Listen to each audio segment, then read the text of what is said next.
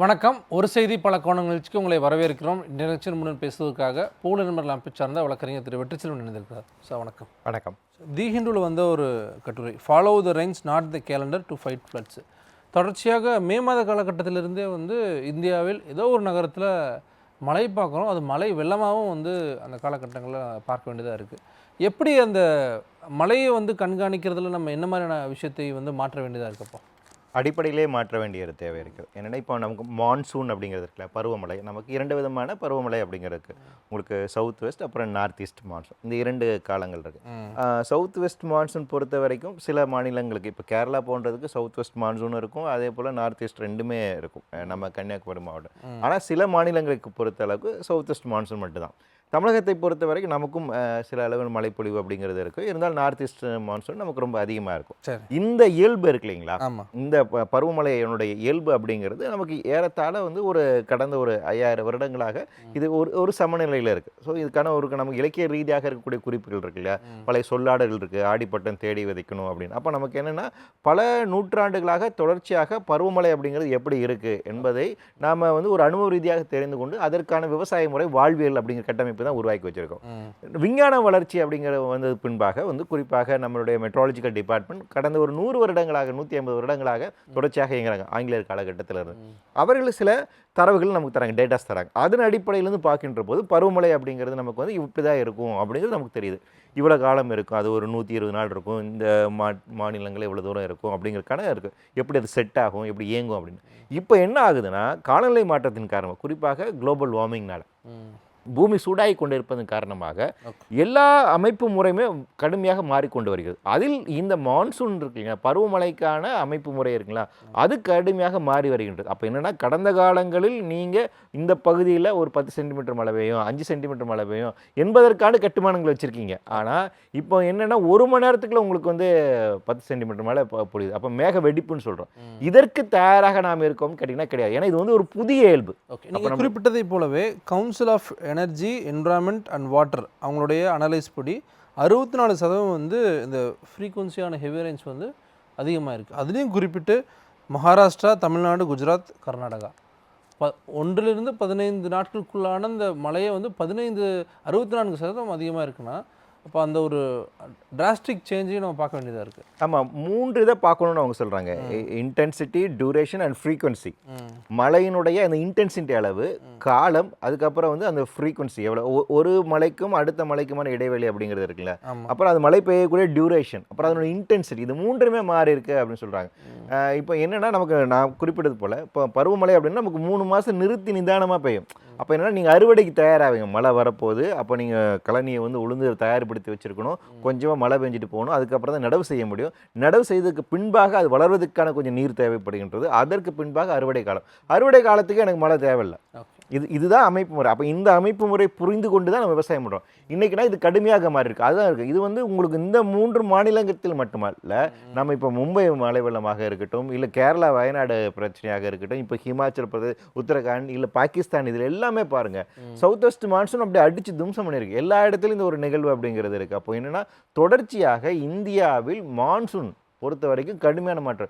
இந்த மாற்றத்துக்கு என்னென்னா, நீங்கள் உலக அளவிலாக இருக்கக்கூடிய, நீங்கள் புவியியல் அமைப்பு ரீதியாக இருக்கக்கூடிய காலநிலை மாற்றத்தினால் எங்களுக்கு மாற்றத்தோடு தொடர்பு படுத்தி புரிந்து கொள்ள வேண்டும். 2 மான்சூன்லேயும் அத்தகைய ஒரு தீவிரத்தன்மை மாறி இருக்கா? ஆமாம், குறிப்பாக இப்போ வெஸ்டர்ன் டிஸ்டர்பன்ஸ் அப்படின்னு சொல்கிறோம் இல்லை, இப்போ நமக்கான மலை மேகங்களாக இருக்கும், காற்றாக இருக்கட்டும், இந்த ட்ரேட் விண்ட்ஸ் சொல்லுவாங்க, இவை எல்லாமே அட்லாண்டிக் பெருங்கடலேருந்து நமக்கு வருது.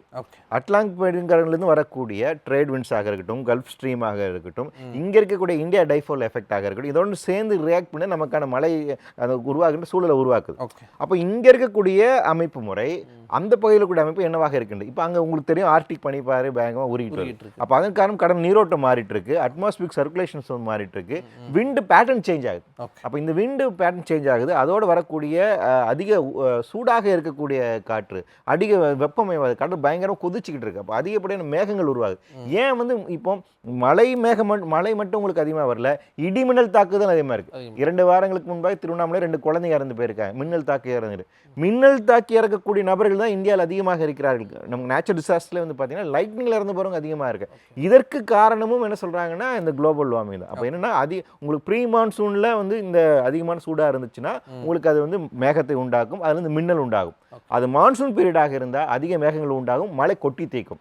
அப்போ ஒரு பக்கத்தில் மேக வெடிப்பு, இன்னொரு பக்கத்தில் இடிமின்னல், இது இரண்டுமே வந்து குளோபல் வார்மிங் காரணமாக தான் இது எல்லா பகுதியிலும் பயங்கரமாக நிகழ்ந்து கொண்டு வருகிறது. மும்பையில் வந்து தானே நகரில் வந்து அந்த இதை குறிப்பிட்றாங்க 1970s - 2021 வரைக்கும் 1 மணி நேர காலகட்டங்களில் பெய்யக்கூடிய மழையினுடைய அளவு வந்து எந்த அளவுக்கு டிராஸ்டிக்காக மாறி இருக்கு அப்படிங்கிறதையும் நம்ம இங்கே நுங்க பக்கத்தில் பார்த்தோம் இல்லையா, இப்போ நம்ம சென்னையில் வந்து நமக்கு அந்த பழம் பெஞ்சிருக்கலாம், மேக வெடிப்பு அப்படிங்கிறது பார்க்கலாம்.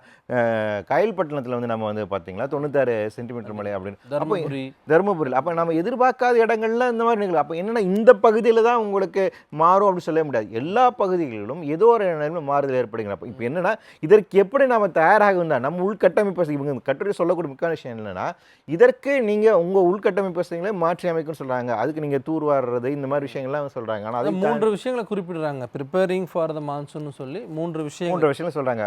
குறிப்பாக வந்து வாட்டர் மேனேஜ்மெண்ட் ஆகும், வேஸ்ட் மேனேஜ்மெண்ட் அப்படிங்கறத சொல்றாங்க.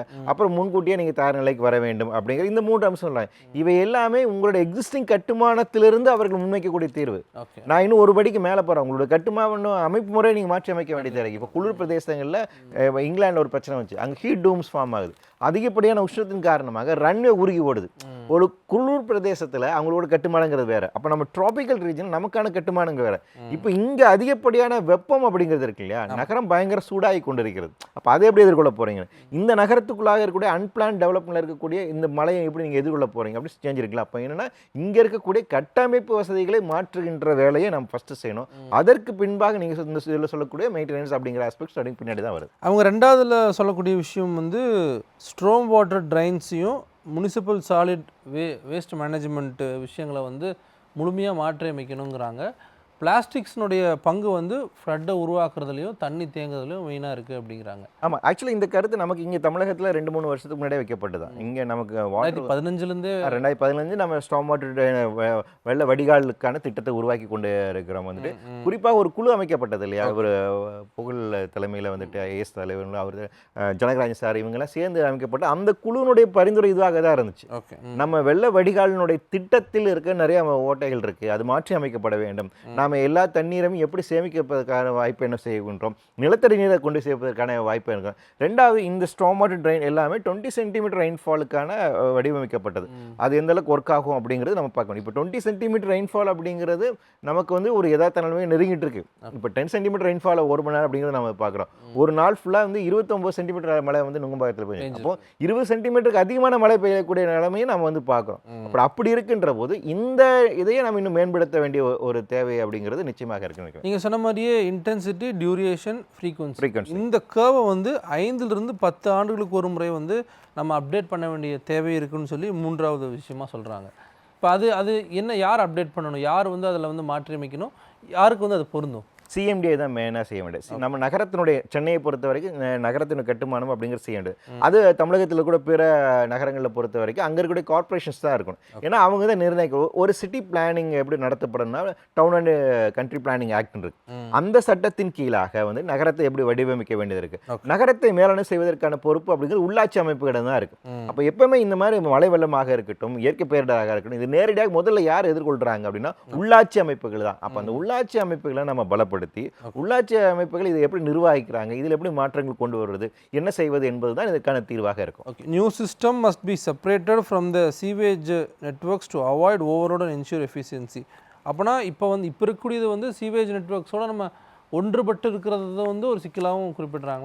ஆமாம். இப்போ வெள்ள வடிகாலுக்கு வந்து தனியாக கொண்டு வரதுக்கு அது முக்கியமான நோக்கம் அதுதான். வந்து நீங்கள் சீவேஜ் வந்து அதை வந்து ப்ராப்பராக ட்ரீட் பண்ணி அதுக்கப்புறம் தான் நீங்கள் வாட்டர் பாடிஸில் விட முடியும். ஸோ அதுக்கான மேனேஜ்மெண்ட் அப்படிங்க அது வந்து உங்களுக்கு வேஸ்ட் மேனேஜ்மெண்ட்டில் வரக்கூடியது. நேரடியாக தண்ணியை விடக்கூடாது, ஆஸ் பர் அது ட்ரீட் பண்ணி தான் விடணும்.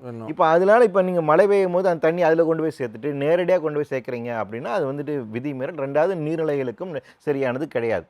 ஸோ அப்போ சீவேஜ் ட்ரீட்மெண்ட் அப்படிங்கிறது தனியாக தான் செய்யணும். அப்போ அந்த மேலாண்மை என்பது தனியாக செய்யப்பட வேண்டும். கழிவுநீர் மேலாண்மை என்பது தனியாகவும், வெள்ள வடிகால் அப்படிங்கிறது தனியாக. இதில் இன்னொரு விஷயம் என்னன்னா, வெள்ள வடிகால் அது வந்து நம்ம வெள்ளத்தை வந்து கொண்டு போய் கடலை சேர்ப்பது அப்படிங்கிறது அல்ல. அது இயல்பாக கடலுக்கு கொண்டு போய் சேர்த்துடும். அதே நேரத்தில் நம்ம நிலத்தடி நீருக்கு அதை எப்படி கொண்டு போய் சேர்க்கிறோம் அப்படிங்கிறது உள்ளடக்கப்பட்ட ஒரு விஷயமாக இருக்க வேண்டும். மற்ற நகரங்களும் அந்த ரெண்டாக பிரிக்கிறாங்களா? நீங்கள் சொல்கிற மாதிரி சீவேஜும் வாட்டர் ஐ மீன் மழைக்காலங்களில் வரக்கூடிய தண்ணிகளை வந்து தனியாக பிரித்து போகிறது விஷயங்கள் கடந்த காலங்களில் இப்போ தான் அது ஆரம்பிச்சிருக்காங்க. இப்போ சென்னையிலே வந்து 2015 தான் நீங்கள் குறிப்பிட்டது போல் இந்த வெள்ள வடிகாலுக்கான தனியாக வரும். அதற்கு முன்பாக நமக்கு வந்து சிவேஜ் ட்ரீட்மெண்ட் பிளான்ட் 2 சேர்ந்து தான் இருந்துச்சு. ஸோ வெள்ள வடிகாலுக்குன்னு தனியாக ஒரு அமைப்பு ஒரு ட்ரெயின் சிஸ்டம் உருவாக்கணும் அப்படிங்கிறது என்பது சமீப காலத்தில் உருவாக்கின ஒரு கருத்தியல் தான். அதற்கு முன்பாக அது ரொம்ப கம்மி தான், அப்படியான கிடையாது. ஏன் அப்படின்னா அதற்கு முன்பாக நீர்நிலைகள் தனியாக இருந்தது நமக்கு. ஸோ நமக்கு நிறைய நீர்நிலைகள் இருக்கனால நிலத்து நீர் அதிகப்படுத்துவதற்கும் நிலை சேமிப்பதற்கும் தனியான அமைப்பு முறை அப்படிங்கிறது.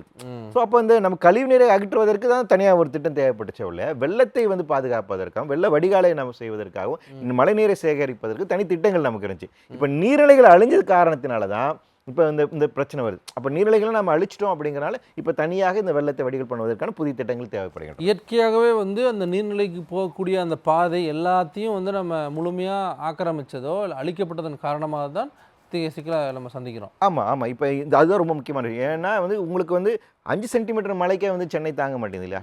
ஏன்னா அவ்வளோ நெருக்கடியாக இருக்குது. ஒரு நகரம்னு எடுத்துட்டிங்கன்னா இப்போ இண்டஸ் வேலி சிவிலைசேஷன் நம்ம ரொம்ப பெருமை கொண்டாடுறோம். இண்டஸ் வேலி சிவிலைசேஷனை பொறுத்த வரைக்கும் உள்ளே வந்து எப்படி தண்ணி வரணும், கழிவு நீரை எப்படி வெளியே அகற்றணும் என்பதற்காக 5000 வருடங்களுக்கு முன்பாக அவங்க சிந்திச்சிருக்காங்க. ஒரு கெனல் சிஸ்டத்தை வந்து உருவாக்கியிருக்காங்க. ஆனால் நம்ம நகரத்தில் இன்னும் அது வந்து இல்லை. நம்ம நகரத்தில் உள்ள தண்ணி வரதும் பெரும் பிரச்சனையாக இருக்குது, அது வெளியே போகிறதும் ரொம்ப பெரிய பிரச்சனையாக இருக்குது. இங்கே இருக்கக்கூடிய அமைப்பு முறை பார்த்தீங்கன்னா அது வந்து ஒரு ஃப்ரீ ஃப்ளோயிங் இருக்கணும் இல்லையா? ஒரு ஹைட்ராலஜிக்கல் சிஸ்டத்தை பொறுத்து தண்ணி ஆரம்பிச்சதுன்னா ஃப்ரீயாக கடலுக்கு போய் சேரணும். அப்படியான அமைப்பு முறையே கிடையாது. இங்கெல்லாம் ஜிக்ஸாக்காக இருக்குது. அதனால தான் மனிதன் உள்ளே இறங்கி வேலை செய்ய வேண்டியது இருக்குது. இல்லை பம்ப்டு நமக்கு சிஸ்டம் நமக்கு தேவை, பம்ப் பண்ணி அதை நம்ம எடுத்துக்க வேண்டிய தேவை இருக்குது. ஸோ இந்த அமைப்பு ரீதியாக கட்டுமான ரீதியாக நமக்கு பெரிய சிக்கல் இருக்குது. அதனால நகரத்தில் இவ்வளோ தண்ணி தேங்குது. இந்த அர்பனைசேஷன் கூட மிகப்பெரிய பிரச்சனையாக இருக்குது. இந்த பிரச்சனை சென்னையில் மட்டுமல்ல பிற நகரங்களிலும் இருக்கு. அப்போ ஒட்டுமொத்த தமிழகத்திலும் இருக்கக்கூடிய அர்பனைசேஷன் அப்படிங்கிறது நம்ம ரீவிசிட் பண்ண வேண்டிய ஒரு தேவை இருக்கு இந்த பார்வையில இருந்து. அவன் முடிக்கும்போது we are not losing to the rain but to the idea that the rain fits into seasonal boxes ன்னு சொல்லி குறிப்பிடுறாங்க. நம்ம வந்து மலைகள் தாண்டி அந்த குறிப்பிட்ட காலகட்டங்களில் ப்ரிப்பரேஷனில் தான் வந்து சிக்கல் இருக்குன்னு நம்ம புரிஞ்சுக்கலாமா? சிக்கல் புரிஞ்சுக்கணும். அதே நேரத்தில் என்ன இந்த சீசன் தான் மழை காலமாக இருக்கும் அப்படிங்கிறதுக்குல அந்த கருத்திலே மாற்ற வேண்டிய தேவையாக இருக்குது அப்படின்னு தான் நான் பார்க்குறேன். ஸோ உங்களுக்கு மழைப்பொழிவு எவ்வளோ காலம் இருக்கும், எவ்வளோ மணி நேரம் இருக்கும் அப்படின்னு பழைய அந்த நம்முடைய நம்பிக்கைகள் நம்முடைய புரிதல் இருக்குங்களா, அதை மாற்றி அமைக்க வேண்டிய ஒரு தேவையாக இருக்குது. அப்போ என்னென்னா வருடந்தோறும் நீங்கள் தயாராகணும். ஒரு டிசாஸ்டரை எதிர்நோக்க வேண்டியது அப்படிங்கிறது நீங்கள் அந்த குறிப்பிட்ட காலத்தில் மட்டும் நீங்கள் செய்ய முடியாது. நீங்கள் சொல்கிற மாதிரி நம்ம ஜூன் மாத காலகட்டங்களில் தான் வந்து இந்த ட்ரைனேஜ் சிஸ்டத்தை சுத்தம் பண்ணக்கூடிய கரெக்டாக இந்த மான்சூனுக்கு 2 மாதத்துக்கு முன்னாடி ஆரம்பிப்பாங்க. அப்படி இல்லை, நீங்கள் வந்துட்டு வருடந்தோறும் அதுக்கு தயார் நிலை இருக்கு. வருடந்தோறும் அதை பாதுகாப்பதற்கான வேலை செய்யும். அப்படி இருந்தால் தான் இந்த மெக்கானிசம் வந்து ஒர்க் பண்ணும். நீங்கள் நகரத்தை வந்து பாதுகாப்பான நகரமாக வைத்திருக்க வேண்டும்னா வருடந்தோறும் இருக்கும். அதுக்காக அப்போ பிரத்யேகமான அமைப்பு முறைகள், அதுக்கான விஞ்ஞான வளர்ச்சிகள், அதுக்கான தொழில்நுட்பங்கள், அதுக்கான ஆளுகள், அதுக்கான நிர்வாக அமைப்பு முறையும் தனியாக நான் உருவாக்க வேண்டிய தேவை. இன்னைக்கு உள்ளாட்சி அமைப்புகள் அப்படி தனியாக இருக்கக்கூடிய ஒரு அமைப்பு முறை இல்லை. 60% நாங்கள் தயாராகிட்டோம், 70% தயாராகிட்டோம் அப்படிங்கிற அது என்னன்னா இந்த ஸ்டார்ம் வாட்டர் ட்ரெயின் நாங்கள் முடிச்சிட்டோம், இந்த பகுதியில் முடிச்சிட்டோங்கிறத ஆன்சராக இருக்குது வழியே. அதை தாண்டி அதுலேருந்து நீர் எவ்வளோ தூரம் வரும், எங்கே போகும், எவ்வளோ வடிகால் ஏற்படுத்தும், அது கண்காணிப்பு இருக்குது, எவ்வளோ நீர்நிலைகள் இருக்குது, எவ்வளோ நீர்நிலைகள் அதை வந்து கொண்டு போகிறோம், ஆல்ரெடி அந்த நீர்நிலைகள் எவ்வளோ தண்ணி இருக்குது, அது தூர்வாரி இருக்காங்களா, அப்படி இந்த கனெக்டிவிட்டியோட பார்க்க வேண்டிய தேவை இருக்குல்ல, இவை அப்படிங்கிறது செயல்படுத்த வேண்டிய ஒரு தேவை. ஓய்வு பெற்ற ஐஏஎஸ் அதிகாரி புகழ் தலைமையிலான அறிக்கை, அந்த அறிக்கையை ஒட்டி செயல்படுறாங்களா, அதன் ஒட்டின செயல்பாடுகள் இருக்கா? இல்லை, பிரச்சனை என்னன்னா இந்த அறிக்கை இன்னும் பொதுமக்கள் பார்வைக்கு வைக்கப்படலாம். நம்ம நீண்ட நாளாக கேட்டிருக்கிற ஒரு விஷயம் தான். 2 விஷயம். ஒன்று, இந்த புகழ் தலைமையிலாக இருக்கக்கூடிய அவருடைய தலைமையில் இருக்கக்கூடிய அந்த வாட்டர் பாலிசிக்கான நம்ம அறிக்கை கேட்குறோம். அதே நேரத்தில் ஹைட்ரோ கார்பன் குறித்தான சுல்தான் இஸ்மாயில் சாரோடைய கமிட்டியோட அறிக்கை. ஸோ இந்த 2 அறிக்கைகளுமே இன்னும் பொதுமக்கள் பார்வையில் வைக்கப்படல. அதில் இருக்கக்கூடிய விஷயங்களை நடைமுறைப்படுத்துகிறோன்னு அரசு சொல்கிறாங்களே ஒழிய, ஆனால் உண்மையில் என்ன சொல்லியிருக்காங்க அப்படிங்கிற ரொம்ப தேவை இருக்குது. அது ரொம்ப எலாபரேட்டான எல்லா விஷயங்களும் கவர் பண்ணக்கூடிய ஒரு அம்சங்களோட இருக்கக்கூடிய ஒரு அறிக்கையாக தான் நாங்கள் வந்து புரிந்து கொள்ளலாம். அப்படி தான் நம்ம வந்து கேள்விப்படுறோம். எனவே அது பொதுமக்கள் பார்வைக்கு வைக்கப்பட வேண்டும். அதில் எதெல்லாம் விட்டுருக்காங்களோ அதை சீக்கிரம் நடைமுறைப்படுத்துவதற்கான உடனடியான விஷயங்களை செய்யப்பட வேண்டும். அதை ரிலீஸ் பண்ணலாம் கூட அந்த அறிக்கையின் அடிப்படையில் அந்த விஷயங்களை வந்து நடைமுறைப்படுத்துகிறாங்களா? ஆமாம், அது சில. ஏன்னா அந்த அறிக்கை சுட்டி காட்ட ஒரு விஷயம் என்ன, எக்ஸிஸ்டிங்காக இருக்கக்கூடிய இந்த ஸ்டார்ம் வாட்டர் ட்ரெயினில் இருக்கக்கூடிய மிஸ்ஸிங் லிங்க்ஸ் என்னன்னு ஃபர்ஸ்ட் சொன்னாங்க.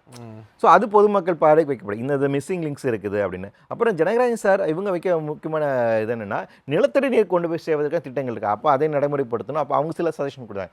இந்த சஜஷன் சேர்த்துக்கிட்டாங்க. இதற்கு அடுத்தபடியாக அரசுடைய கொள்கை என்னவாக இருக்கும், வாட்டர் பாலிசி என்னவாக இருக்கும் என்பதே அவங்க கொடுக்குறாங்க. ஸோ அதற்கு இன்னும் நகரலை. ஸோ அப்போ அதுதான் நிரந்தர தீர்வாக இருக்கும். அப்போ இந்த நிரந்தர தீர்வை நோக்கி நகர்வதற்கான வேலைகள் செய்யப்படல.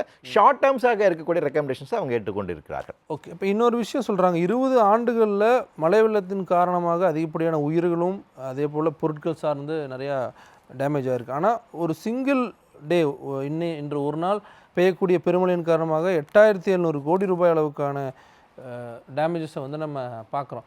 இப்போ அந்த எஸ்டிமேஷன் வரோம்ல சார், தொடர்ச்சியாக நம்ம 2015 நம்ம எடுத்துட்டோம்னா அந்த உயிரிழப்புகளோ இல்லை டேமேஜஸ் சார்ந்த எஸ்டிமேஷன் இருக்குல்ல, அது எந்த அளவுக்கு சரியான முறையில் வந்து எஸ்டிமேட் செய்யப்பட்டிருக்கா, இல்லை அதன் மூலமாக இவ்வளோ பெரிய பிரச்சனை இருக்குது, இதை நம்ம எதிர்கொள்ளணும் அப்படின்ட்டு அரசாங்கம் அதை நோக்கி நகராங்களா? இல்லை, அது ரொம்ப ரொம்ப கம்மி தான். 2015 மழை வெள்ளத்தை பொறுத்த வரைக்கும் நம்மளுடைய காமர்ஸ் சேம்பர் இருக்கு இல்லைங்களா, அவங்க கொடுத்த தரவின் அடிப்படையில் தான் அவர் சொல்கிறாங்க. ஸோ அதை தாண்டி அவங்க மெம்பர்ஸ் இல்லாதவங்க நிறைய பேர். அப்போ small scale industries, medium scale industries அதில் மெம்பராக இருக்காங்க இல்லையா, இந்த மாதிரி சவுத் இந்தியன் சேம்பர்ஸ், இந்த மாதிரி இந்த அமைப்புகள் இருக்கிறவங்க இவங்க கூட தரவுகள் அடிப்படையில் தான் அதை எஸ்டிமேட் பண்ணாங்க. அது ஆக்சுவல் கிடையாது. இன்னும் நீங்கள் யோசித்து பாருங்கள், சாதாரண ஒரு ஆட்டோ ஓட்டுறவர் இல்லை ஒரு பூ விற்கிறமா வருஷம் ஃபுல்லாக அவங்களுடைய சேமிப்பில் இருந்துட்டு ஒரு டிவி வாங்கி வச்சுருப்பாங்க, ஒரு ஃப்ரிட்ஜ் வாங்கி வச்சுருப்பாங்க, அது எல்லாமே அடிச்சிட்டு போகுது. அப்போ இது கணக்கிடப்பட்டு தான் கிடையாது. அப்போ இது முழுமையான கணக்கீடு என்பது கிடையாது. அதான் மிகப்பெரிய ஒரு பிரச்சனை. எங்கே ஓரளவுக்கு டேட்டா கலெக்ட் பண்ண முடியுமோ அதன் அடிப்படையில் தான் இருக்குது. அப்போ இந்த பாதிப்பு அப்படிங்கிறது இதோட 3 மடங்கு அதிகமாக தான் இருக்கும். ஸோ நம்ம வந்து அதிகமாக இழந்து கொண்டு வருகிறோம். இந்த இயற்கை பேரின் காரணமாக ஏற்படக்கூடிய ஒரு எக்கனாமிக் லாஸ் இருக்குல்ல, அது மிகப்பெரிய. பாகிஸ்தானில் ஏற்பட்ட அந்த சிந்து ப்ரொவின்ஸில் ஏற்பட்ட லாஸ் கூட பல ட்ரில்லியன் டாலர்ஸ் வந்து சொல்கிறாங்க. $1 trillion கிட்ட போகிற அளவுக்கு நம்ம நஷ்டம் ஏற்படும். அப்போ நம்ம இங்கே எவ்வளோ பாதிப்பு ஏற்படுது என்பதற்கான போதுமான ஆய்வுகள் செய்ய வேணும். அப்போ எக்கனாமிக்கில் நம்ம பெரிய அடி வாங்கிட்டு இருக்கோம். இது பிரச்சனை. எல்லா மெட்ரோபாலிட்டன் சிட்டிஸும் வந்து ஒரே மாதிரியான விஷயத்தை தான் கையாளுறாங்களா? அதில் வித்தியாசங்கள்லாம் பெருசாக இல்லை? இல்லை, வேறு விதம் கையாளுறாங்க. ஏன்னா ஒவ்வொரு இது நில அமைப்பு முறை அப்படிங்கிறது இருக்குது. ஸோ அதுக்கான தனியார் அமைப்பு முறை இப்போ எல்லா இடங்களையும் என்ன உள்ளாட்சி அமைப்புகளை மேற்கொள்ள வேண்டும். அது வந்து நியூயார்க்காக இருந்தாலும் சரி, நியூயார்க்கில் அங்கே மேயருக்கு தான் அந்த பொறுப்பு, ஒரு டிசாஸ்டர் மேனேஜர். அதே போல் இப்போ சென்னை எடுத்துட்டிங்கன்னா சென்னையோட மேயர் தான் அது பொறுப்பு இருக்க வேண்டும். அவர் தான் தலைமை தாங்கி நடத்த வேண்டும். அதுதான் அமைப்பு முறையாக இருக்குது. அப்போ உள்ளாட்சி அமைப்புகள் தான் ஃப்ரண்ட் லைன் ஒர்க்கர்ஸ். ஸோ அவங்க தான் இதை எதிர்கொள்ள வேண்டும் அப்படிங்கிறது. இப்போ இவர்களுக்கான அதிகார பலம், இவர்கள் எப்படி செயல்படுத்த போகிறார்கள் அப்படிங்களா, இந்த இதுதான் ஒவ்வொரு நகரத்திலிருந்து மாறுது. அப்போ சில நகரங்களில் அதிகாரம் கொடுக்குறாங்க. இப்போ மும்பை எடுத்துக்கிட்டிங்கன்னா அவங்களுக்கான சில அதிகாரம் கொடுக்குறாங்க. பெங்களூரில் முனிசிபாலிட்டிஸ் வந்து கொடுக்குறாங்க. நம்ம சென்னை இதுக்கு கொடுக்குறாங்க. அப்போ இதில் மாற்றங்கள் இருக்குது. ஆனால் உள்ளாட்சி அமைப்புகளை நேரடியாக எடுத்து செய்கிறாங்க. இது காமனாக இருக்குது எல்லா இடங்களிலும். ஓகே சார், அதுக்கு வந்து பல விஷயங்களை பற்றி ரொம்ப நன்றி. நன்றி நேயர்களே, மீண்டும் ஒரு நிகழ்ச்சி சந்திக்கலாம். நன்றி, வணக்கம்.